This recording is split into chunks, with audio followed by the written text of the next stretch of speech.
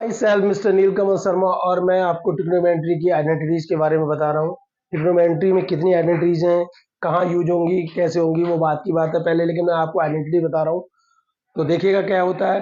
6 trigonometry ratio होते हैं, इनको एक हम राइट एंगल ट्राइंगल की हेल्प से फाइंड कर सकते हैं, करते हैं।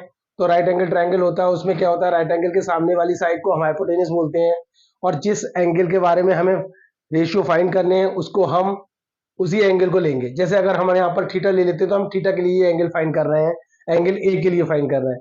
तो एंगल ए के लिए फाइंड करेंगे तो बेस हमारा ए बी होगा और बी सी हमारा परपेंडिकुलर होगा। लेकिन अगर हम एंगल सी के लिए यही चीज फाइंड करें तो बेस और परपेंडिकुलर चेंज होंगे पर हाइपोटेनस सेम टू सेम रहेगी।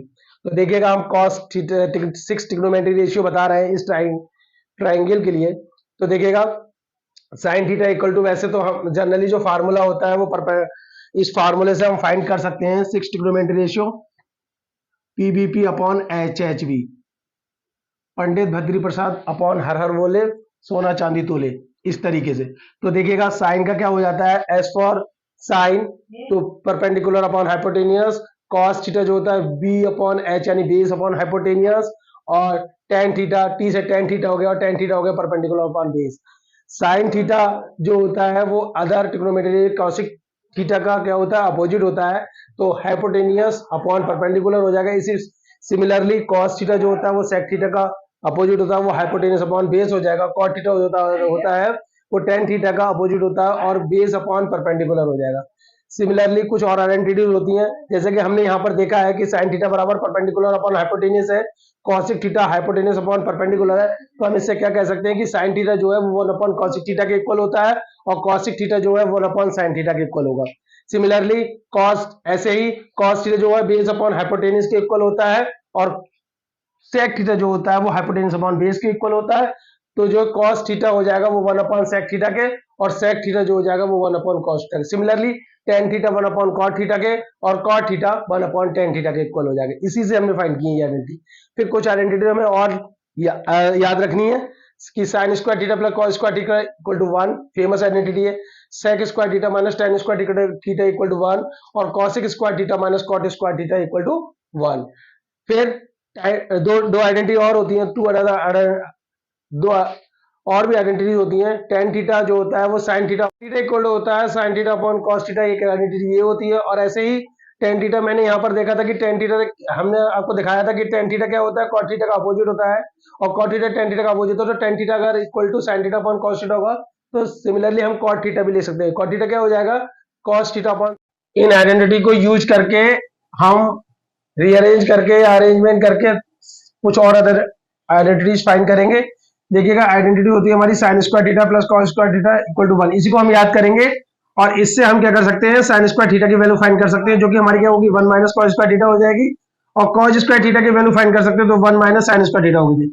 अगर हम इसी से साइन थीटा की वैल्यू फाइंड करना चाहें तो साइन थीटा बराबर क्या हो जाएगा, यहां से स्क्वायर हटेगा, जब एक साइड से स्क्वायर हटता है तो अदर साइड पे क्या आ जाता है, रूट आ जाता है, तो root 1 minus cos square theta हो जाएगा।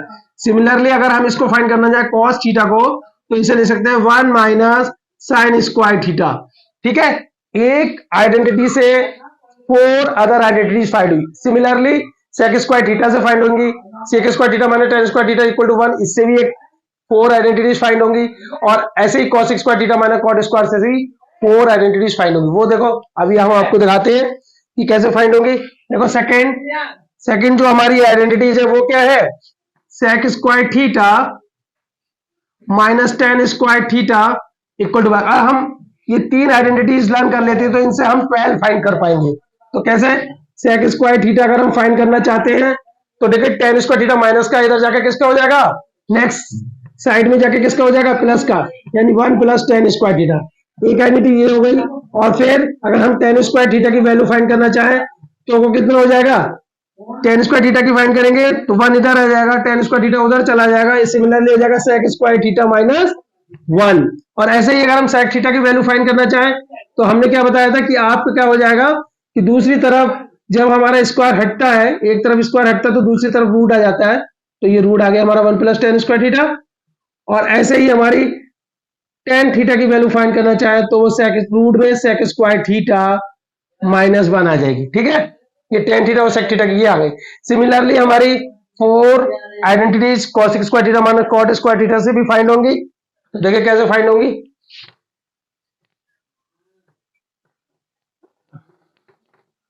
क्या है तीसरी आइडेंटिटी हमारे पास थी, cos square theta minus cot square theta equal to 1। अगर हम इससे फाइंड करना चाहते हैं cos स्क्वायर थीटा की वैल्यू, तो क्या हो जाएगा, cos square theta equal to हो जाएगा, cot स्क्वायर थीटा को तो ले जाएंगे तो 1 प्लस cot स्क्वायर थीटा है।